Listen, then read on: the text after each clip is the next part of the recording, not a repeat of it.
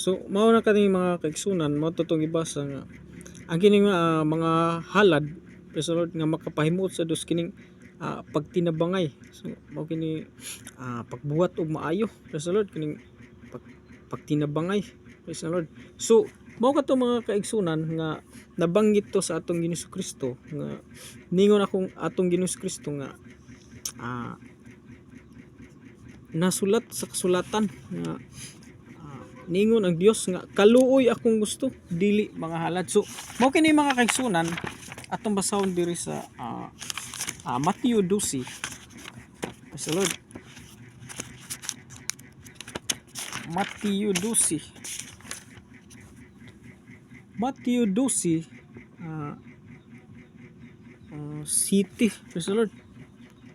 So kana mga kaigsunan Matthew 12 city. So ato markiran. So mao kana mga kaigsunan Matthew 12 nya city.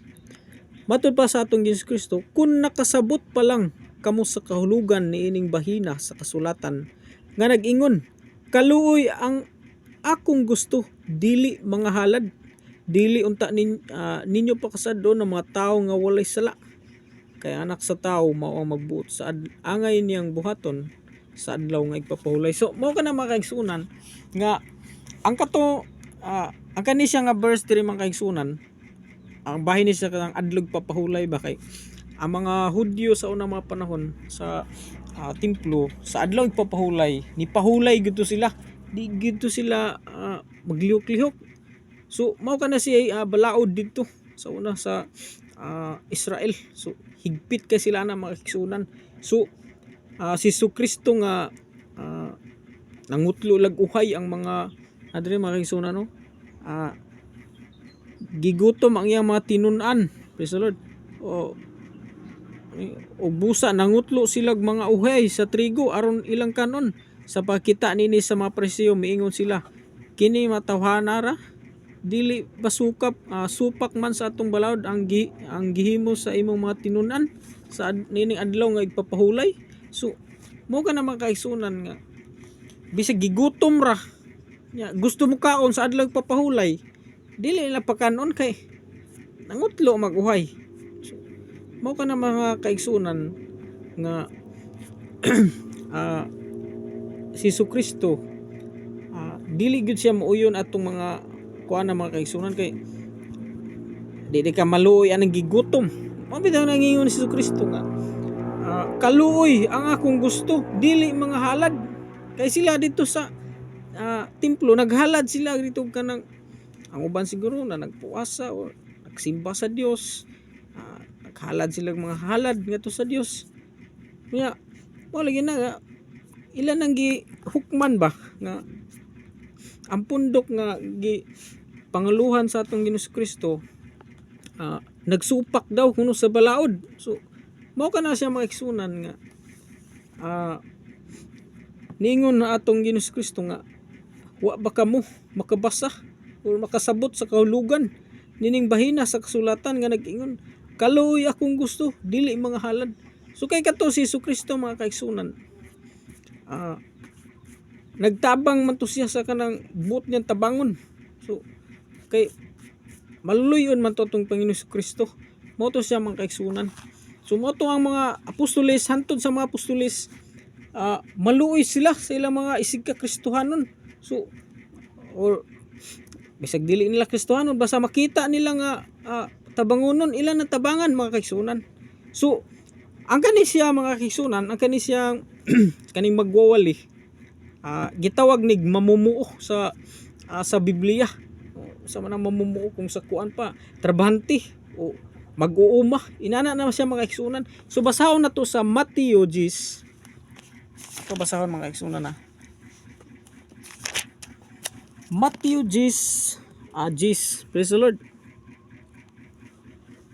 Dara mga kaigsunan Matthew 10 kana Matthew 10 diri sa ubos dara daling 10 ayaw pagdalag bag sa inyong pagpanaw o ulisan sandalyas o sungkod ang mamumuo ang hatagan sa iyang kabuhian. So mao kana mga kaigsunan nga ang kana siyang katong mga apostolis gitawag to sila mamumuo, o kung sa kuan pa, kung ari sa uma mag-uuma, kung ari sa kanang mga trabaho trabahante ra sila. Mao kana siya mga kaigsunan, kanang mga magwawali ba, gitawag na siya mamumuo, o na siya muugmad. Praise the Lord. So mao kana ba siya mga kaigsunan nga mao toy giingon diri nga sa ilang pag-adto sa usa ka lungsod o balangay mga kaigsunan.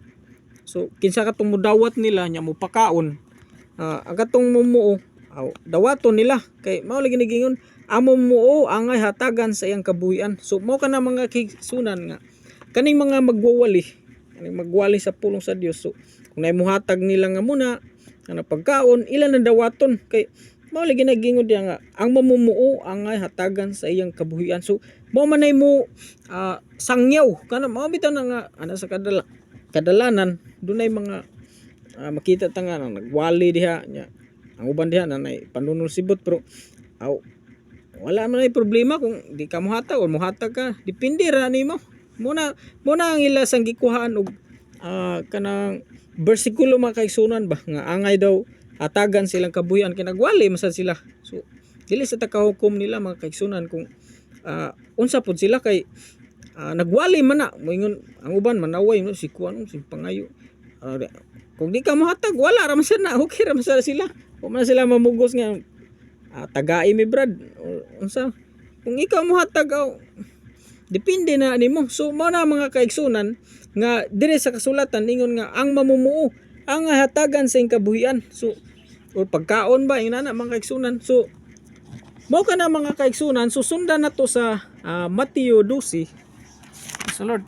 So napay usa ka verse diri nga atong mabasa. So